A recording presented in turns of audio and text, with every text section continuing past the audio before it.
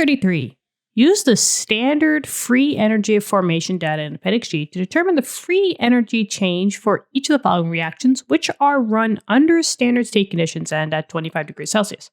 And then we have to identify either as a spontaneous or a non-spontaneous at these conditions.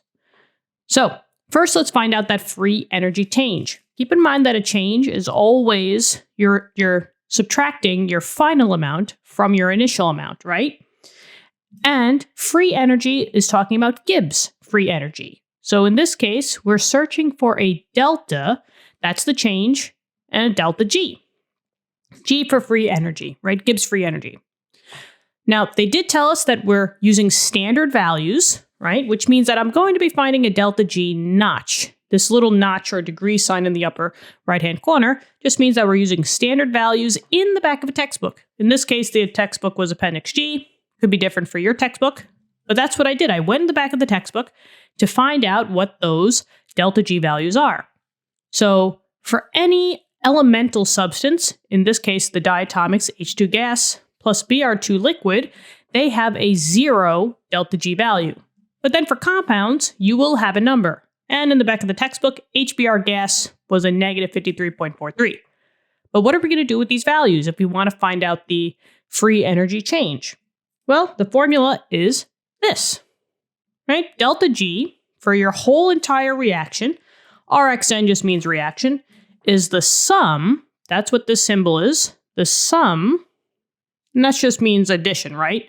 So it's the sum of all your delta G products minus the sum of all your delta G reactants. So let me just bring this down a little bit, because are these values going to be the same or are they going to be different?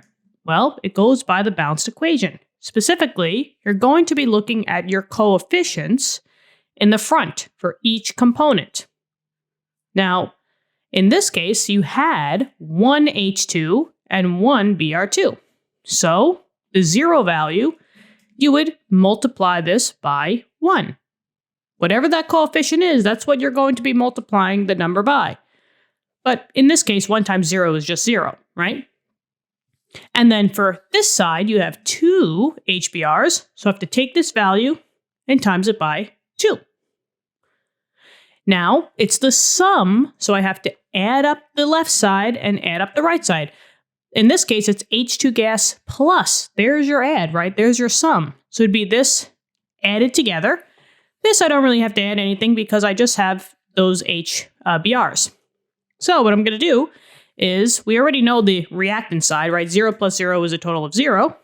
And then I'm going to go to my handy-dandy calci to figure out what 2 times negative 53.43 is. So let's see, I got 2 times, I guess we'll plug in the negative 53.43. And it looks like I get negative 106.86. So negative 106.86. Okay, cool on that. Now all I'm going to do is just plug it into the equation, right? The sum of the products minus the reactants. So delta G for the whole entire reaction would equal the negative 106.86. And then I'm just going to subtract by 0, right? Anything minus 0 is the same number.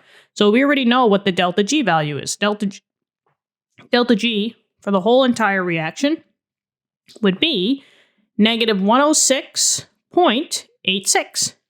And the unit here is kilojoules.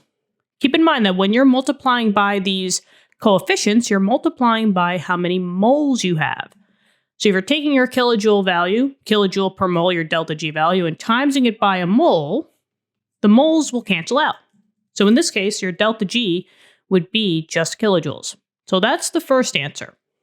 Now I have to figure out, is that spontaneous or is that non-spontaneous? That just goes by what the delta G value is. Now in this case, anything that is less than 0, that means that it's a negative value. That's going to be spontaneous. On the flip side, anything that's above 0, aka if it's a positive value, that's going to be non-spontaneous.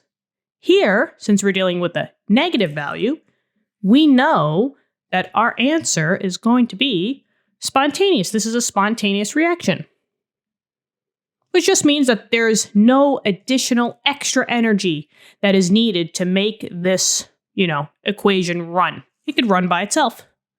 And that's it. What do you think? Really hope this helped. Let me know in the comments, subscribe to the channel, and I look forward to helping you in future lessons. Okay, bye-bye.